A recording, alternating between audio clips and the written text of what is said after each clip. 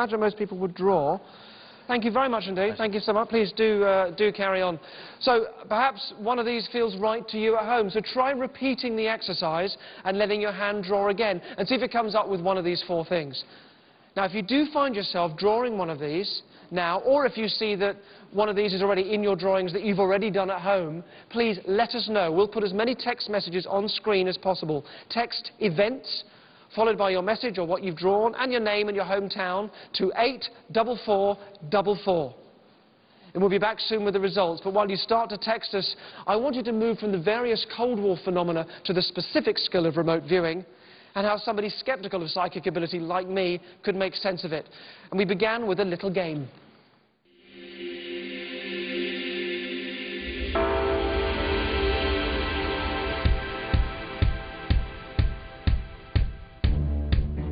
This is Priscilla. She has an unusual job as a court illustrator, which involves retaining strong images of faces, as she's only allowed to draw them when she's left the courtroom. I thought she'd be ideal for playing my version of Guess Who. OK, so Priscilla, we're going to play a giant game of Guess Who. I'm going to ask you to face this way, and I'm going to ask you to close your eyes as well, because there's a few windows around. I don't want you catching the reflection. So stay there for 1 second for me. OK, so I'm going to want a few volunteers in the group. If you want to do this, could you just put your hand up? OK, hands down. I think you'll be perfect for this. Let me bring you forward. Priscilla has no idea who I've selected. I'm hoping that in the next few minutes she's going to be able to gradually imagine the face of the person I've picked who's standing behind her. So Priscilla, in a moment, this person behind you, who still has a sack over his or her head, is going to place his or her hand on the back of your shoulder.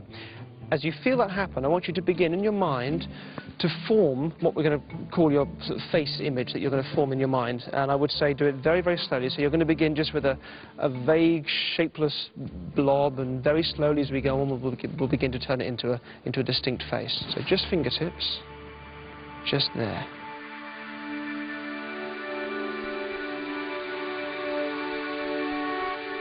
I'm going to only ask you yes or no questions. According to Priscilla's answers, all of you will be listening, please, to her answers and eliminating yourself if need be.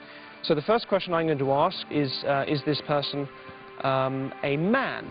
Now, if Priscilla says yes, then we will continue with the men, and all the women will eliminate themselves. And when you eliminate yourself, please just take your bag off your head first of all, and then I'll ask all those people eliminated to go and stand at the back. So Priscilla, your first question, so you're going to answer nice and clearly yes or no.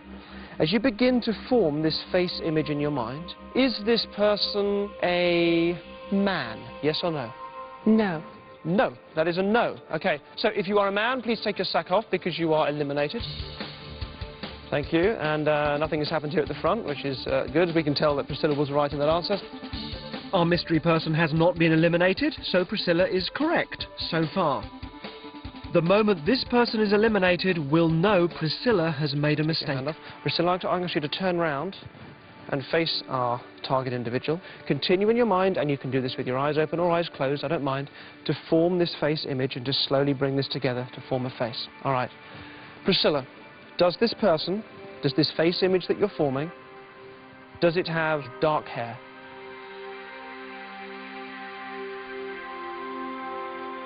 No. No. If you have dark hair, and this applies to all of you, take your sack off your head now.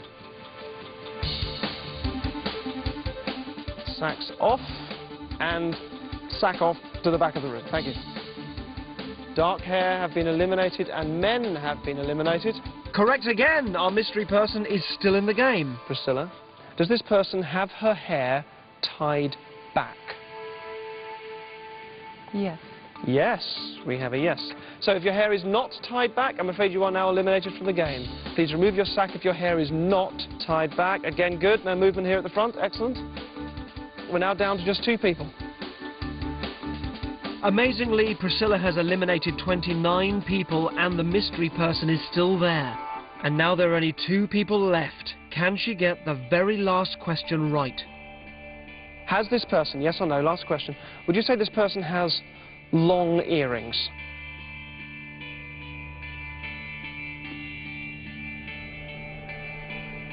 No.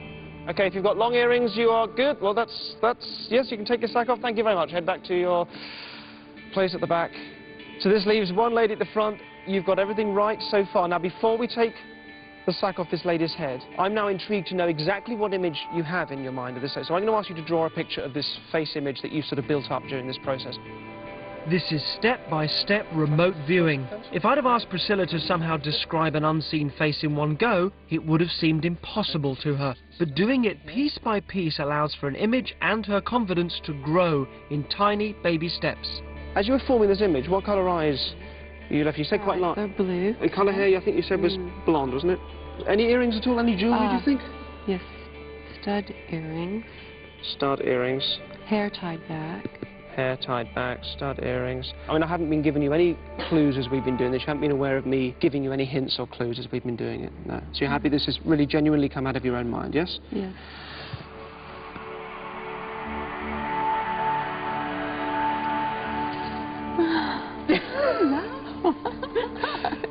That's extraordinary. Wow. So, stud earrings? Yes, can we see those? Large blue eyes, definitely, strikingly really so. And you've definitely even got the mouth and the chin, that's absolutely fantastic. Thank you. What's your name? Sinead. Sinead, thank you very much, Sinead. Thank you. And Priscilla, thank you too. Well, I was imagining the shape of her face, and then I was imagining that shock of blonde hair. I was thinking about her big blue eyes, stud earrings, and then that her hair was pulled back. I saw the girl that I was imagining, and that was amazing. I was quite amazed because she'd never seen me before, obviously. I believe it could be to do with psychic abilities because it's obviously looks very much like me, which is obviously a bit freaky.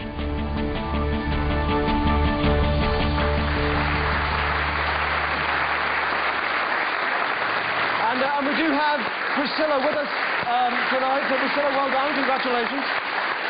Fantastic. Excellent job. Priscilla, everybody. Thank you so much for that. Now, because Dr. Carr's test was kind of inconclusive, I wanted to look into a different area. And it was rumoured that the CIA tried out remote viewing using blind people, partly because it obviously meant they couldn't cheat by looking, but it also, there's this idea of if there's one sense that you're not using, then your other senses become heightened. Now, in my research into this, I came across this next chap that I want to introduce you to, who is extraordinary. His name is Daniel Kish. He's been blind since he was tiny, but he has developed an extraordinary and genuine skill which has its parallels in remote viewing. So have a look at this, because this guy is remarkable.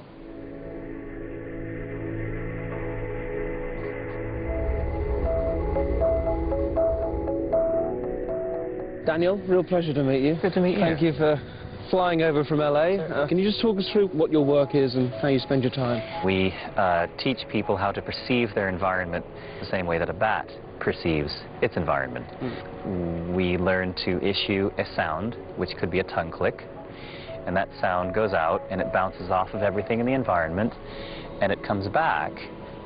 Now, you're going to demonstrate this to us, so let's just talk a little bit about your own situation. I am totally blind. Both eyes were removed by 13 months of age, and I have no visual memory. So my perception of space and perception of the world comes entirely through touch and through hearing.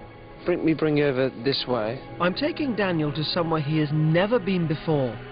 He's going to show us how, just by making a clicking sound from his mouth and without using his cane, he can perceive the physical world around him in amazing detail. So you've got maybe a tree that's lost all of its leaves, or, wait a second now.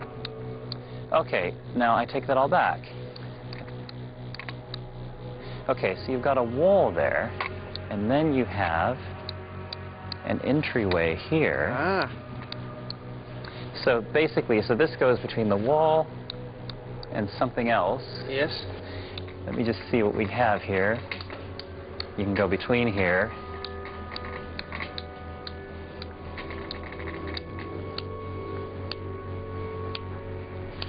Okay, there's something way over there, and it's a textured building. So there are alcoves. I can hear colonnades. So Daniel, we brought you to a car. You were confident you'd be able to give us a sense of the shape of the car and to describe its contours. Yeah, I think so. So, all right. So we're starting with the bonnet. It's fairly low bonnet. and then it kind of